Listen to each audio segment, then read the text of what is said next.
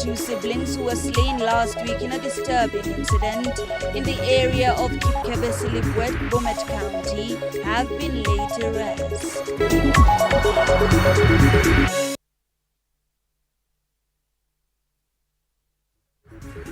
All right, welcome to the broadcast. My name is Moigi William. That is our very own Hibak Said with the highlights. Now, starting off, Haiti's Prime Minister Ariel Henry has resigned following weeks of mounting chaos where gangs have been attacking government facilities. Ariel announced his resignation late Monday, the development following days after his tour to Kenya, where he held meetings with President William Ruto of a UN-backed security mission to fight Haiti's armed gangs.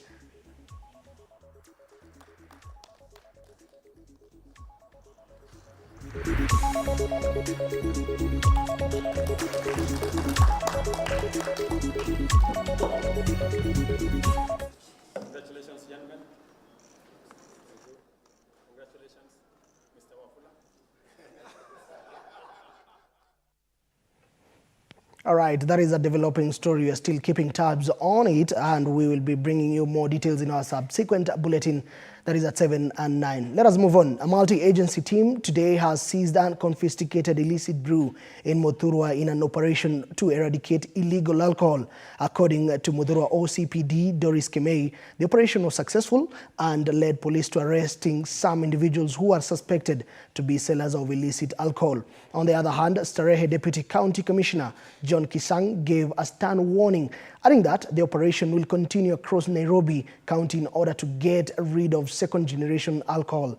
Meanwhile, in Roysambu, the multi-agency team closed several liquor shops and arrested few individuals who are operating without a valid license in the area.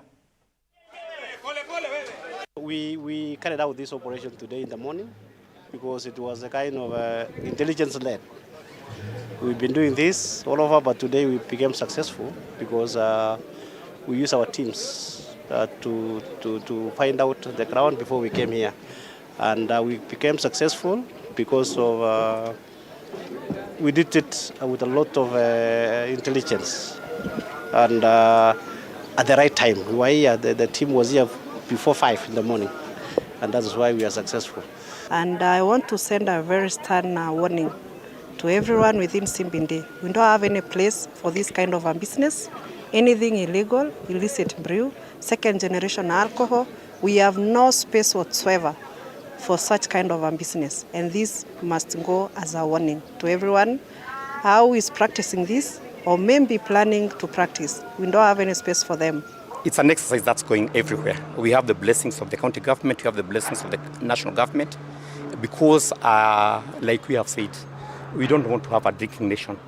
We want to have a nation where these young gentlemen that we have, because most of the times it's young people that are in this mess, we want them to look for alternative things to do, things that will assist them and things that will assist the nation.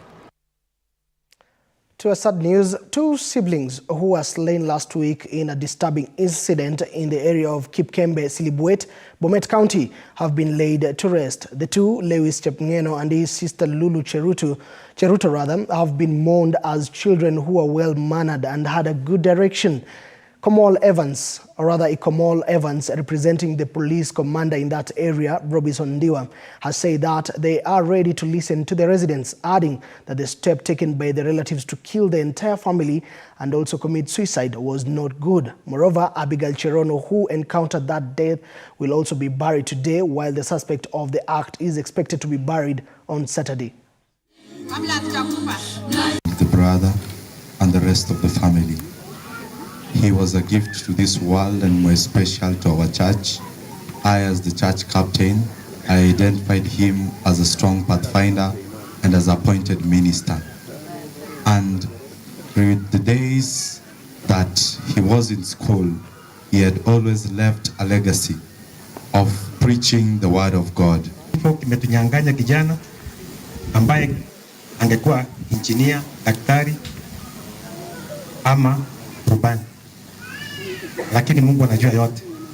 Kind of events that surrounded the death of our son evokes a lot of emotions in our memories. It is possible that our son could have been a minister, he could have been a president, he could have been a senior government official.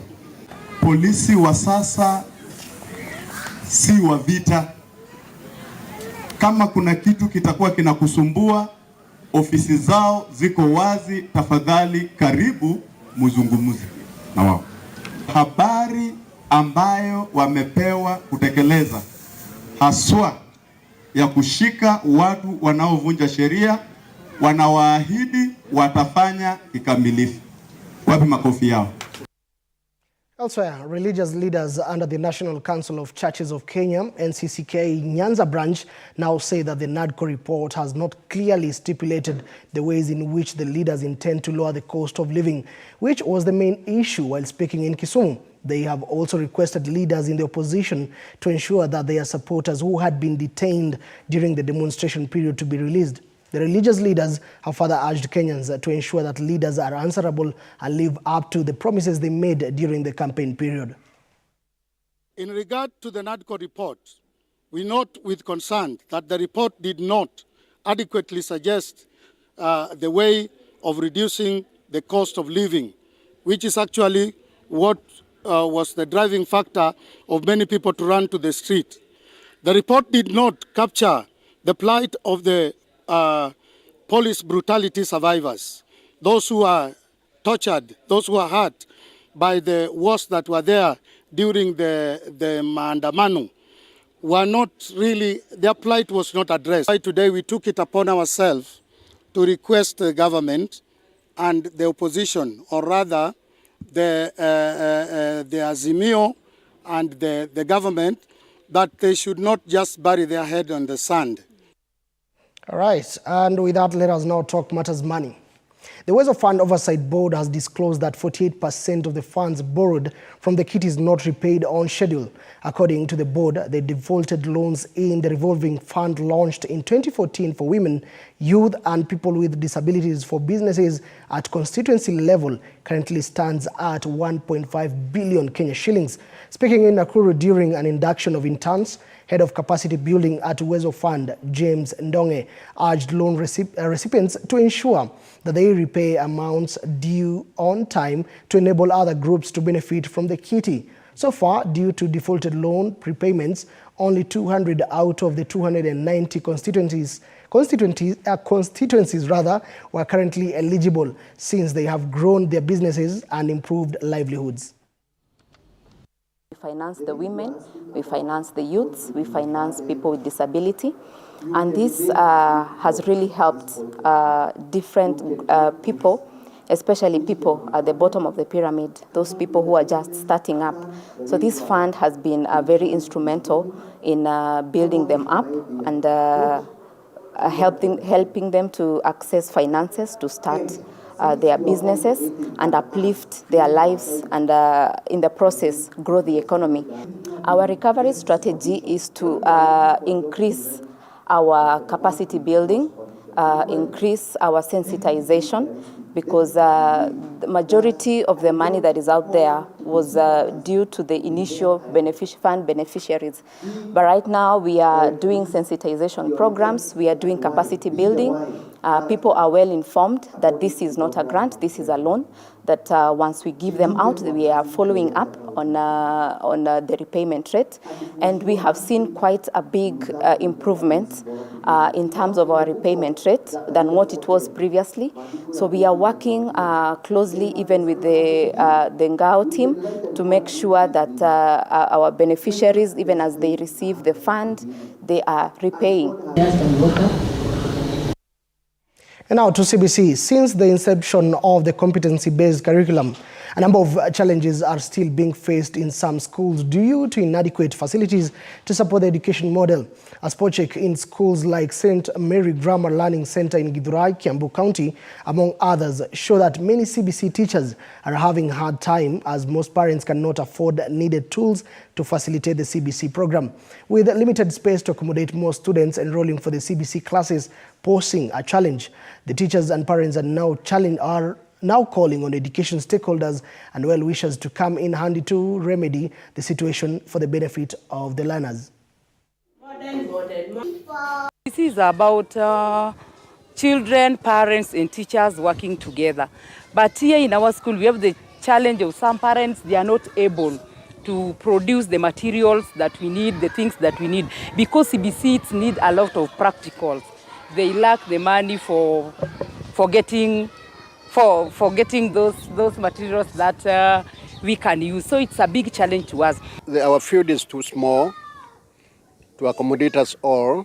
If we get more funding, we can buy more ad so that we can have enough space for our games. Because that also can enable us to introduce other games like hockey and also netball field and also volleyball, which is important for our children. Also, we need sponsorship for improvement of our classrooms and also expanding our school to accommodate more children and also so that we can also continue with the junior secondary school, grade 7, 8, and 9. And if possible also, we can also have TVET in the same program. From education, let us shift gears to matters politics, whereby differences have emerged within the ODM party in Kwale County ahead of the upcoming chairmanship election. Some supporters of the current chairperson, former Matuga Member of Parliament Hassan Mwanyoha, have urged fellow members to avoid engaging in corrupt politics and instead to unite to facilitate the registration of new party members. They have also called on the opponent, Sheikh Juma Ngao, the chairman of the Advisory Council of Muslims in the country, to respect the leadership of the party. These developments come shortly after ODM supporters endorsed Sheikh Ngao for the position. Hata kama kuna watu ambao wanataka vyeo, lakini waje kwa njia ya heshima, watu waheshimiane, wafanye kazi za registration bila ya matusi ya aina yoyote. Sisi tu watu ambao tumekomaa na hatutaki kutusiana mahali ambapo hapana sababu. Huwezi ingia mahali, unaingia mahali unasimamisha gari, alafu unataka kuwa dereva tayari. Na hatukujui, hatuja kuona wewe ukiendesha gari, wewe umeingia kwa gari unataka kuwa dereva. Hiyo haiwezekani. Kwamba unakubalia uingie kwa gari. Na ukiingia kwa gari nenda ukatafuta ile siti ya kule nyuma kwanza. Ukae kule nyuma. Sasa sisi kama wanakwale tunasema tumepitia mambo mengi kuimarisha chama, tukishikana na mama, tukishikana na chamani wetu Mr. Mwanyoha, na tunajua Mwanyoha yeye tukishikana naye kila kitu kinaenda sawa kwa sababu ya chama chetu. Away from that, now to the western region, farmers from Vihiga County are complaining of the short supply of fertilizer in their area that will greatly affect farmers during the planting season.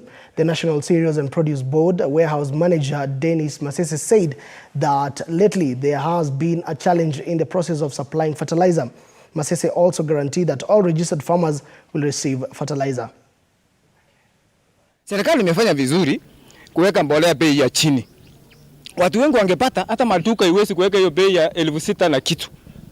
Kwa hivyo tunaomba serikali iangalie vizuri. Kwa hivyo tusije tukalaumiana. Wakulima wako tayari kupanda, mvua imenyesha, watu wamelima, imemea. Tena uende kurudia. Gharama ya upanzi wa mahindi inaendelea kuchosha watu.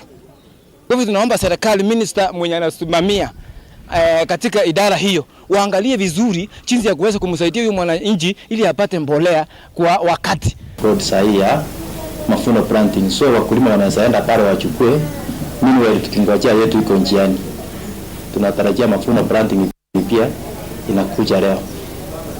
So wakulima wametoka Kakamega, wenye wametoka Tere na wenye wamekuja hapa wanaenda pia wachukulie mbolea. Eshirape primary school wamepata mbolea huko. Na wengine kuna Muruoro pia wana offroad mbolea. Mbolea inakuja kwa wingi, kesho mbolea itakuwa hapa. 40,000 vulnerable families from different parts of the country will receive relief food from the Bulks Stream and Jaffa Foundation in Mombasa as a sign of generosity during this holy month of Ramadan, observed by Muslim believers across the world for 30 days. Muslims during this month observe a strict fast from dawn until sunset, while spending most of the time to emphasize, or rather to empathize with the less fortunate, reading the Quran and praying. Both Muslims and non-Muslims have been urged to spread love, compassion and peace throughout the holy month and beyond. During this holy month of Ramadan, we shall be distributing food donations to up to 40,000 people countrywide. We are hoping and praying that this humble gesture will go a long way to alleviate and cushion very many needing Kenyans during this tough economic time. We are extending obviously our effort of compassion and solidarity in keeping up with this holy month of Ramadan. We ask in all humility that all organizations and any individual at large to do their part in giving during this time. The economical hardship is making it challenging for the families to meet their basic needs by providing 1 month's worth of provision, including staple food items such as wheat, maize, flour, rice, beans, sugar, porridge, salt, tea leaves, and dates, and cooking oil. The Ramzan food distribution program makes a significant impact on the lives of those in need. It not only ensures the families to have food on their tables, but also brings hope and relief during a time that is meant for reflection, gratitude, generosity. Corporate social responsibility is not only about the money making and doing the other things, but it is more about having an impact on the society. All right, Ramadan Kareem to every Muslim and even my colleagues, Hibak Said and Maria Mohammed. Remember, strict adherence to fasting. Please note that. Elsewhere, residents living in arid and semi-arid areas have a reason to smile after the government launched a feedlot system project for animals to act as a fallback option for farmers during prolonged drought periods that are occasioned by climate change. The first phase of the project, called the Wilder Livestock Integrated Project, launched in Marsabit County yesterday, will also be extended to 31 counties across the country. In northeastern Kenya, the project will be implemented through a partnership that was signed between the national and county government and the Wasonyiro Development Authority. In Marsabit here, we lost over 70% of the livestock that we have. And you know, livestock is almost all the earthly possession we have in this part of the country. So to get back to that level, to then, what we used to own, essentially the people who lost those livestock now are rendered very poor. They have nothing else to turn to. The livestock we have been relying on have been severely affected by drought, which we know the past 5 years has cleared or has killed more than 2.5 million heads of cattle in the whole country. Out of this, 90% of the livestock fatalities have been reported in ASAL areas. And that is why the president has directed that we introduce this program called feedlots in 31 counties to ensure that we do not hear again the deaths of livestock in these areas. Number two, as we are going to talk about it later, the issue of feedlots will also further empower livestock owners, because the program comes with a lot of issues surrounding marketing, issues of improving breeds, issues of improving health, the veterinary health of animals, something which has never been done before. And therefore, that is why the president has said that we start with the counties which are ready for this program. All right, let us stick with matters development. Elsewhere, more than 600 families in Busia County are expected to benefit from the power distribution project. These projects are a collaboration between the Busia County government and the Rural Electrification and Renewable Energy Corporation, that is REREC. It is estimated to cost 75 million shillings, with the county contributing over 40 million shillings. Speaking after a private meeting with REREC Managing Director Beatrice Njuguna, Busia County Governor Paul Otuma stated that the project will contribute significantly to national development. Otuma acknowledged that Busia County currently has only 50% electricity coverage and urged for the hasty installation of the electricity meters. What we'll be doing here today, we are going to reach almost 657 households throughout the county. and we are grateful about that. We still have got a lot of areas to cover. We are also grateful to the national government and through yourselves for the other project worth around 360 million that is also happening this financial year. So if you just combine these two alone, that gives us almost 430 million shillings projects of electrification that we will be doing, because a country cannot develop when we don't have power. And it must be a collaborative effort. As REREC, we previously used to receive the Exchequer funds to undertake electrification projects, but the corporation came up with a program that now collaborates with the county governments and the constituencies to where we match funds so that we can accelerate the electrification in the country. And therefore, Busia has come forth with a budget of 40 million, where we are matching the same 35 million. Therefore, we shall be undertaking projects worth 75 million. We've had other counties who have come forth in the matching fund program. We have the Kiambu County, we have the Uasin Gishu, we have Makueni, and other counties that have come forth. And therefore, that is where, as REREC, we are here to launch these projects, as we undertake also other national government projects that REREC is doing in the county of Busia, worth around 360 million, where we shall work together with the county government. Elsewhere, the Anglican Church of Kenya, Mbeere Diocese in Embu, has established a youth outreach through sports program to engage and change the lives of young people in the community.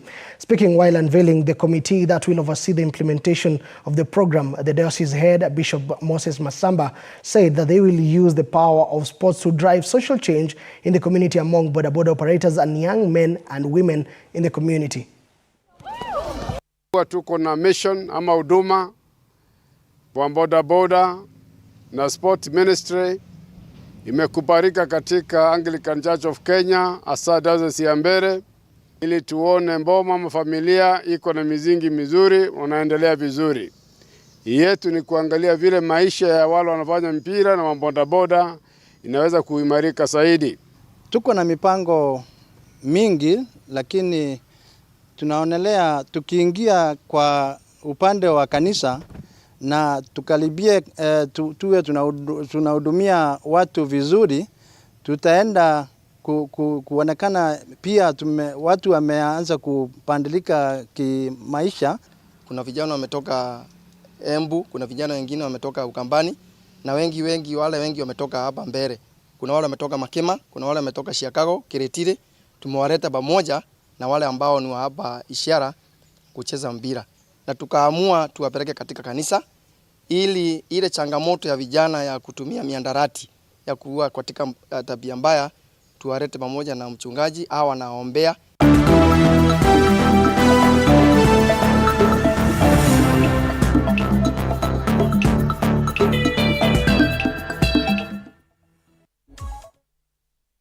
Registration for the 2024 Lewa Safari Marathon opens this week with 1,500 athletes expected to participate. The 25th edition of the race will be held on the 29th of June in Isiolo County. The annual event has 4 categories, including the full marathon, the half marathon, the executive 10-kilometer race, and the children's 5-kilometer run.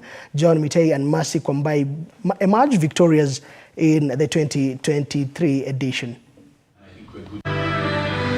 Lewa last year, before the event, before the marathon, it was just really nice to see the impact in communities. I think sometimes we think Lewa is just about this race, but this race is just an enabler of amazing work that the team at Lewa are doing in communities. So seeing the work they're doing with women, to investing in women who are now able to run their own businesses. We went to an amazing school. I forgot the name of the school, but I actually have a picture of some of the students as my screensaver on my telephone until now, because you could see the impact in the community. So I think it's something, obviously the money raised is a great thing, but I think what we should be left with is the impact in that community.